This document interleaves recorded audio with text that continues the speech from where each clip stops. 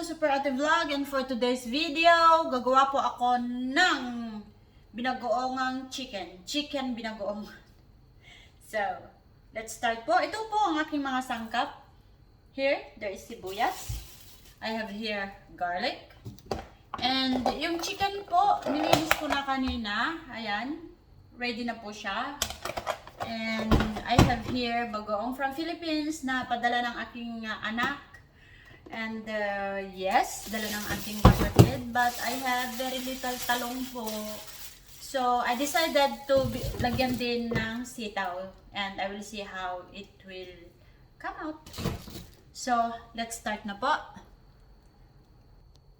When I'm cooking po, gustong-gusto ko yung maraming bawang. Kasi bawang po is maganda sa health. So sinasadya ko pong maglagay ng maraming bawang para masarap po. So kapag marami po akong hinihiwa na na mga ingredients, ganito po ang ginagawa ko. If you can find in your place yung ganito, napakadali lang po siya. Ayan o. Napakadali lang siya. Chopper po siya. Yung manual chopper siya, pero napakadali lang po. Ayan. Mas magagad. So, ito na po. Kung gusto mong mas pino, pwede naman, pipinuhin pa ng konti. Yan. Oh, di po ba? Ang ganda. There. Ngayon, I'm gonna put it here. Kasi, gagawa pa rin po ako ng maghihiwa pa rin po ako ng sibuyas. So, set aside ko lamang po ito. Ano po? Ayan o. Ayan po, nakat ko na rin po yung yung sibuyas. Ayan, yan po ilalagay ko dyan. Pero, meron din pa akong i-chop dito kasi gagawa po ako ng ng sandwich. So, I'm gonna use this po. Ganon din ang gagawin ko. Lalagay ko po sa tinapay ito. Ah! Sorry po. Medyo nagmamadali na.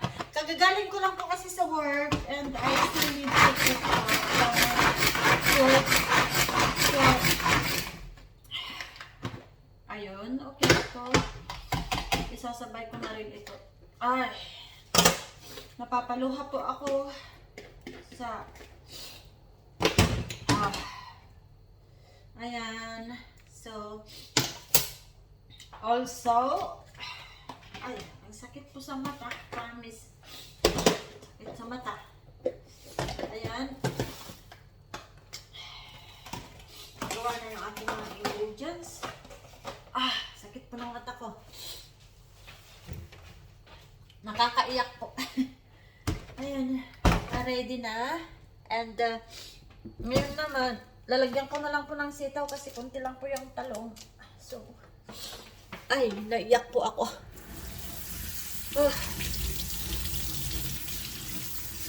Kailangan ko pong linisin na lahat minsanan para hindi na po ako balik ng balik na ko. Naluha po ako. Umiyak ako ng di oras. Pero, okay lang po. Ay, nabasa. Oh my God. Ayan po ng mata ko. Ayan. Dito rin. Parang, huwag naman sana. Huwag ka naman mabasa. Tapos, meron pa ako dito. Ito po ay ang liliit. Ito po, ayan. Ito lang po. Ilang piraso lang yan. Pero, okay na yan. Kaysa naman po wala. So, nakat ko na po yung yung sitaw. Now, meron tayong talong. Yan, slice ko din po yan ng tama lang. Parang pandalawahan lang. Hati lang po siya. Kasi, i-half-fry ko po siya. Ilalagay ko sa mamaya. Ayan po. Ayan. Ganyan lang. Para madali pong ayan. Sandali lang po So, ito na nga po siya. Prito ko na po yung talong. Ito na po. And, sandali lang. Gumamit po ako ng olive oil para mas healthy po. Hindi naman kasi importante na ano itong maprito ng sobrang sobra dahil lulutuin ko pa rin naman po ito kasama ng chicken. So, basta lang parang ma-fry po siya na hindi naman lutong-luto. Yan. Ngayon naman po, mag-start na ako dito.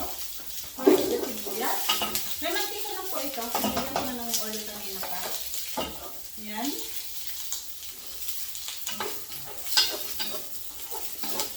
Medyo sinipon po ako sa aking medyo sinipon po ako dun sa sibuyas po. Sinipon ako ng konti. So, ito na po yung sitaw. Ayan. Medyo gisag-ano na po siya. Fry po siya ng konti. Hindi naman siya talagang fried. Dahil hindi naman dapat na, hindi naman dapat na priniprito po yan. Konting ano lang. Para lang hindi po masayang yung oil. Ayan. At ito ay, muntik ko nang nasunog ko. Muntik nang masunog. Ito po. Ayan. Ayan. Medyo sunog na. Pero, okay lang po. Okay lang po yan. And, yung chicken po ay nalagay ko na. Malinis na po ito.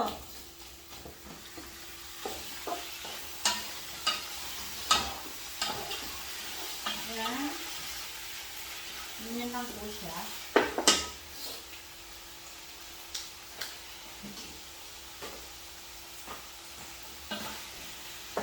Wala po kasi akong patis. So, hindi po siya nalagyan ng patis.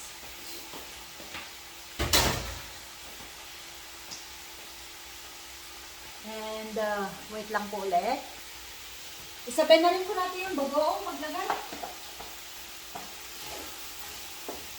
Hindi po masyadong madami dahil nalagyan ko na po ito, dinagdagan ko na. Ayan. Isabay ko po sa paggisa. Yung bagoong para mabango po. So guys, ito na po yung binagoongan. Hindi pa po siya lutong-luto pero malapit na po siyang maluto. And also, gumagawa ako ng kakain po kasi ako ng ito yung burritos po na yan. So, magigisa lang po ako ng sibuyas, bawang, tapos lagyan ko ng kamatis, and then eggs, at lalagyan ko po siya ng cheese kapag nirap ko na po siya. So, update ko kayo mamaya. Dahil po wala pong bell pepper, kamatis na lang po ang ginamit ko at nahulog ang aking sandok. Ay, naku! Hindi ha. Now, I'm gonna put the egg na po. Yan. And ready na po ito.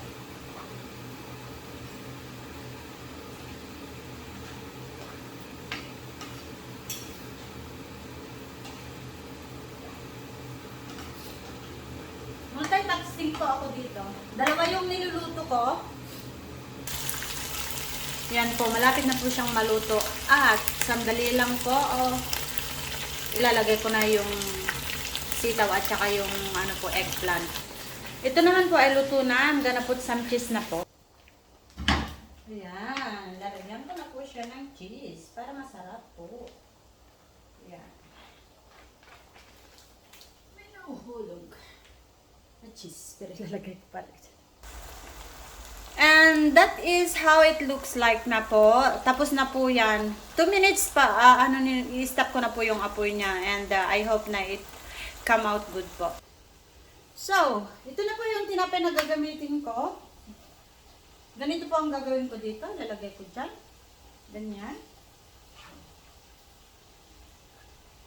Ayan. And, I'm gonna put some chips po. Ayan. Tapos, I'm gonna wrap it up like this. At, kakainin ko na po siya. Gutom na po ako. And, yummy. Sarap po.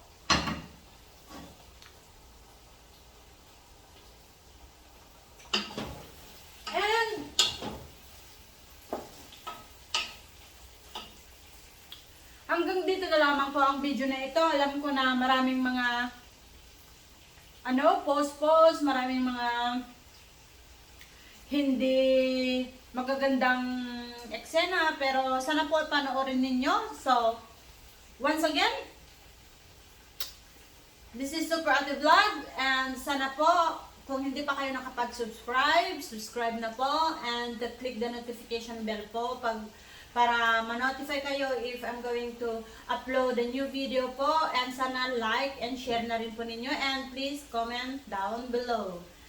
Okay guys, have a nice night, and a little peek, ayan po, ayan na po siya.